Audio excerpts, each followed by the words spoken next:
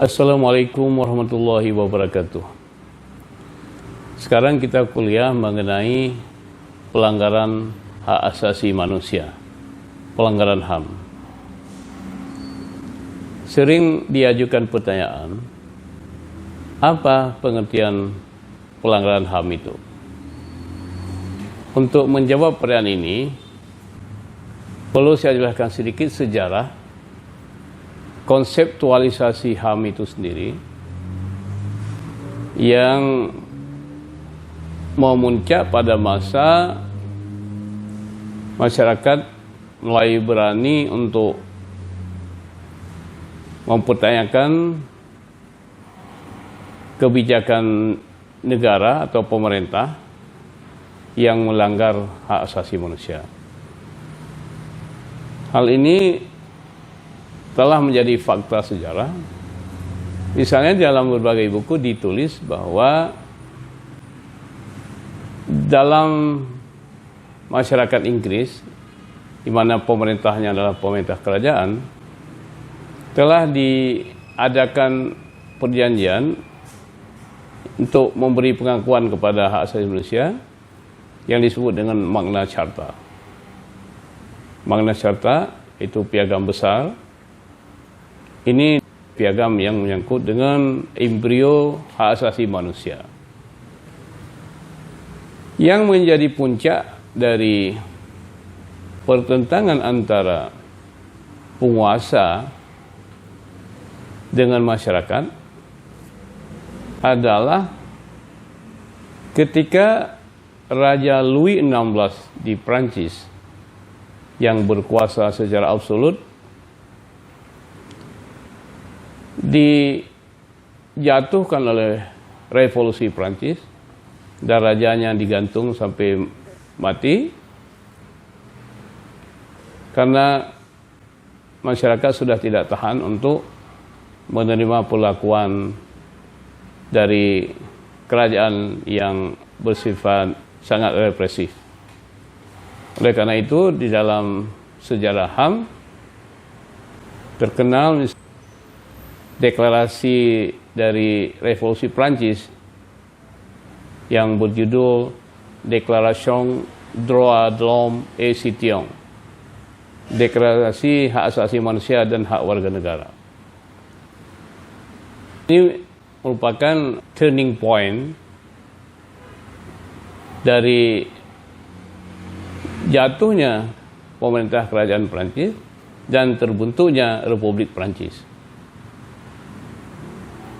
Ini sebuah bukti sejarah di mana kekerasan yang dilakukan oleh negara telah melanggar hak asasi manusia secara masif.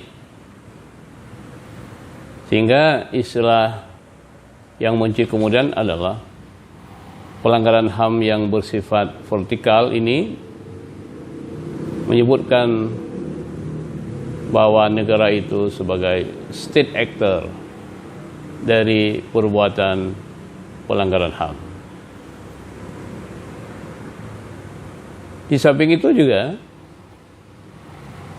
dikenal peristiwa-peristiwa yang menunjukkan adanya pelanggaran HAM yang terjadi antara sesama warga masyarakat yang sifatnya horizontal.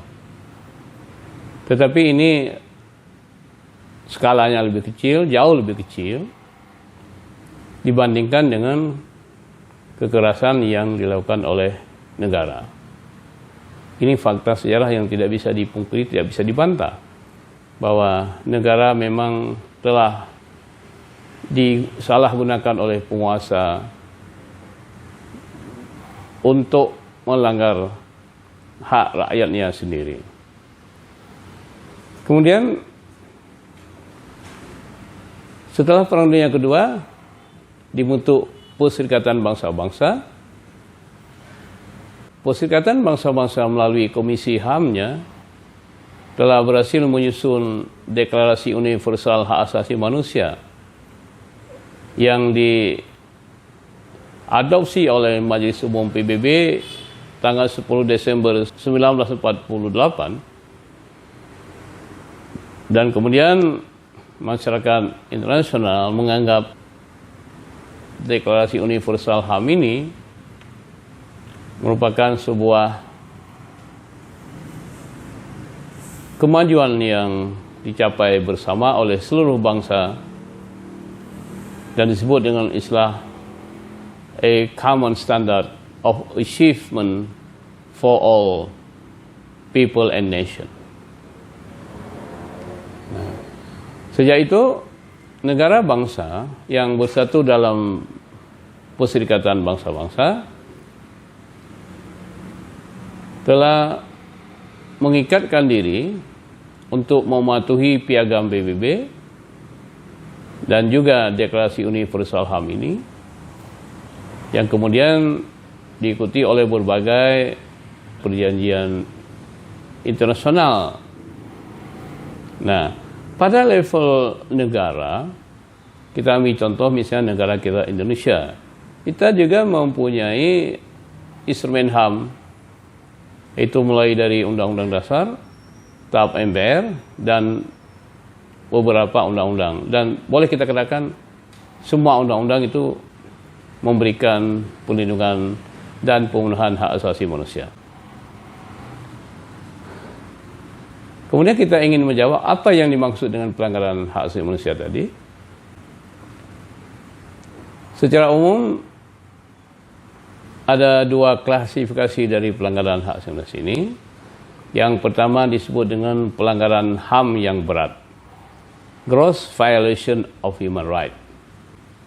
Kalau dalam Undang-Undang Nomor 26 Tahun 2000 tentang pengadilan HAM, hanya ada dua macam yang diakui sebagai pelanggaran HAM yang berat, yaitu kejahatan genosida dan kejahatan terhadap kemanusiaan.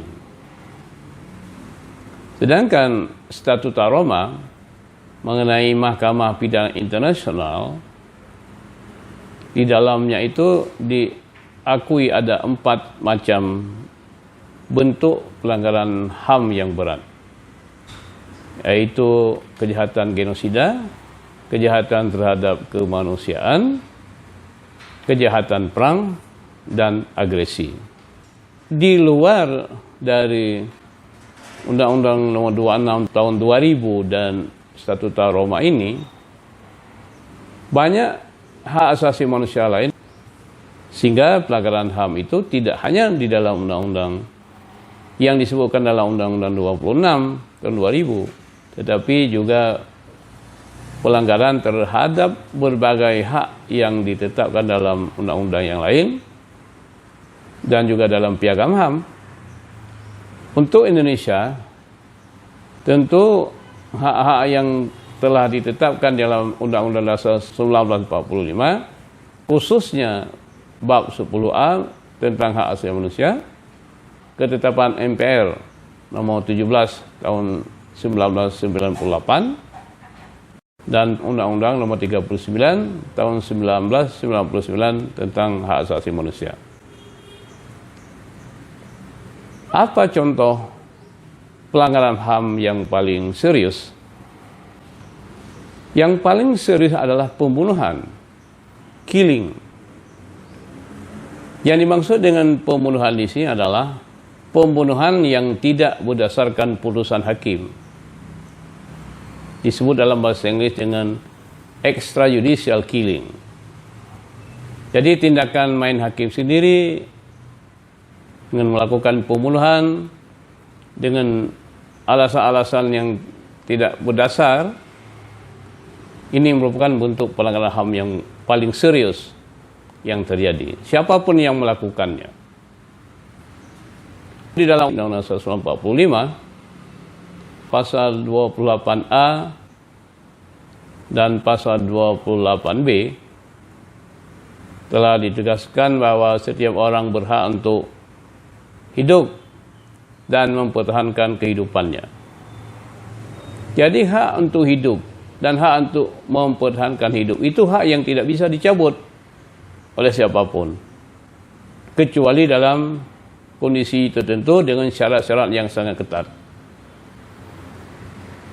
Karenanya kalau terjadi pembunuhan terhadap seseorang manusia tanpa putusan hakim yang menjadikan dasar bagi hukuman tersebut, maka itu merupakan pelanggaran HAM yang sangat serius, yang melanggar hak hidup orang lain. Kalau kita melihat falsafah negara kita, Pancasila, dan dalam Undang-Undang Dasar 1945 khususnya dalam pembukaan, di mana kita mengakui adanya kedaulatan Tuhan, maka kita harus ingat juga bahwa kalau kita melakukan pembunuhan tanpa hak, tanpa alas hukum yang jelas, maka kita sebenarnya telah melanggar hak Tuhan. Karena yang berhak mencabut nyawa manusia itu hanya Tuhan sebagai pencipta. Jadi manusia tidak boleh bertindak sebagai Tuhan yang mampu mengakhiri hidup seseorang. Pelanggaran HAM kedua yang juga sangat serius adalah penyiksaan, torture. Nah, torture ini adalah penyiksaan yang dilakukan oleh aparatur negara yang melakukan penahanan atau penangkapan yang pada masa lalu ini terjadi di berbagai negara yang pemerintahannya itu bersifat represif.